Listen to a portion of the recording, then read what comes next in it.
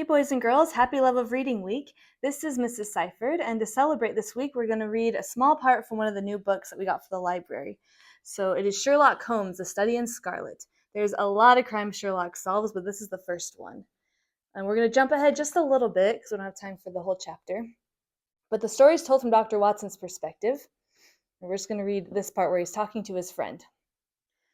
Stamford looked over at me strangely over his glass.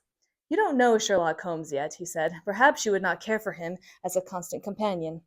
"What is there against him?" "Oh, nothing," said Stamford quickly. "He's a little strange in his ideas, but a decent enough fellow. He knows a lot about chemistry, and likes to gather a lot of trivial knowledge. I have no idea what his career plans are." "Have you ever asked him?"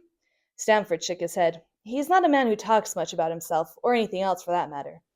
"I should like to meet him," I said eagerly. "A quiet and studious man sounds just the sort I would prefer. I had enough noise and excitement in Afghanistan to last me a lifetime."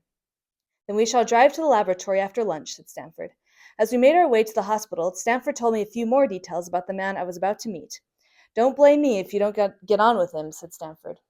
"I've only met him a few times in the laboratory." "If we don't get on, it'll be easy to part company," I said. "But it seems to me, Stamford," I added, looking hard at him, "that there must be a reason that you don't want to be held responsible. What is it? Tell me honestly." Stamford laughed. "Holmes seems a little cold-blooded. I think that if he were conducting an experiment, he would not hesitate to try it out on a friend, to see what happened. Not from an evil mind, you understand, but just out of curiosity. And he would try it on himself, too. He seems to have a passion for definite and exact knowledge." "Quite right, too." "Yes, but that can be taken to excess." I mulled this over until we reached the hospital.